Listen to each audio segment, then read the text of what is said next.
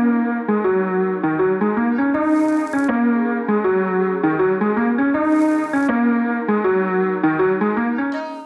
guys, what's going on? Ant Haynes here, back with the GYMLESS Coaches Rundown. It is Friday the 5th of June. We are back on Fridays. We are hitting your superset work. We got squats with hinging patterns. We got isometric overhead holds with pressing work. We got pulling work in there for you.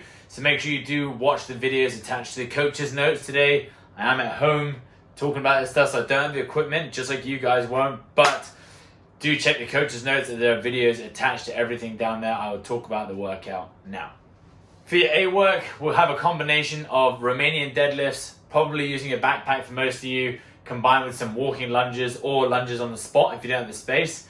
Just remember with the Romanian deadlift, because we are going to be hinging at the hip, if the weight that you're holding in your backpack is a little bit too light and you don't feel like you're getting the correct stimulus by holding it in front of you in the hinge, then you can always load the backpack on top of your shoulders, because the weight is now distributed further forward and the lever becomes a little bit harder. So the good morning, is definitely a more challenging hinging variation rather than a Romanian deadlift. Of course, if you have the aqua bag, or you might have a barbell or heavier dumbbells available to you, then stick to the Romanian deadlift.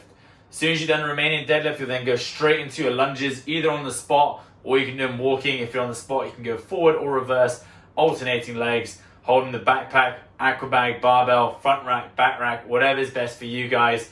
Make sure it's challenging. It is a superset done on a timer. So once you've done your RDLs, you go straight into your lunges. Once you finish the lunges, then you rest for however long is left on the clock.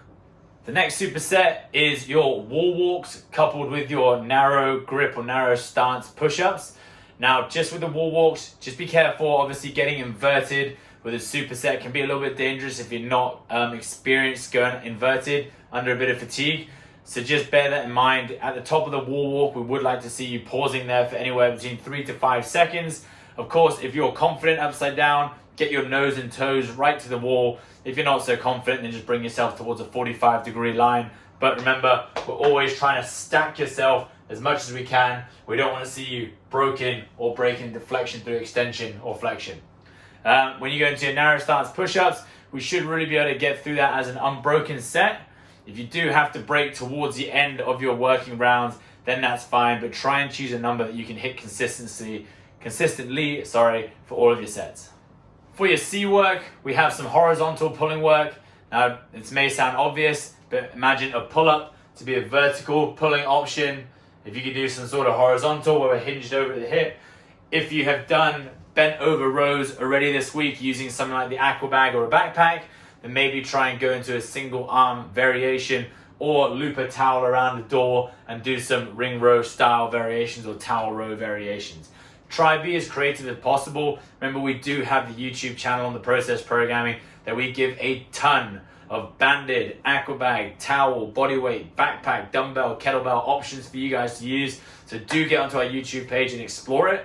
As soon as you've done your rowing variation in your horizontal plane, you'll then go straight into a backpack bicep curl or dumbbell, kettlebell, whatever you guys got available to you. Bicep curl, remember, keeping the elbows nice and close, curling up with some control on the way down. Make sure you're not just dropping out of position. Some control on your eccentric. Again, we should be able to move through both of those movements back to back nice and quick with no transition, and also should be able to move through those movements unbroken. So for our final part of our midline work, just remember this time we're not alternating between the 3 different movements. You're going to complete your sets of the V-ups first. Try and complete them in as little sets as possible. If you can do them in, for example, 10 reps at a time, then rest, 10 reps at a time, then rest. Great. Again, pick a number that you can remain consistent with. We'll then go into our prone arch ups, lying flat, chest on the floor, bringing the shoulders and feet up off the floor together, basically the opposite of V-up. And then after you've gone through your prone arch ups, we then finish with our hollow body holds. Again, finishing with a consistent number each time to accumulate the total amount of time that we want. As always, have a great session, work hard with it. It is the first week of the block, so if you need to be down the lower end of the rep scheme, that's not a problem as well. If you do have heavier loads, again, work with heavier loads and just chuck the reps down a little bit, lighter loads, and then go for the higher end of the rep scheme. Log your scores in the WhatsApp. If you got any questions, shoot us on the water cooler. We look forward to seeing you tomorrow for Saturday's tester.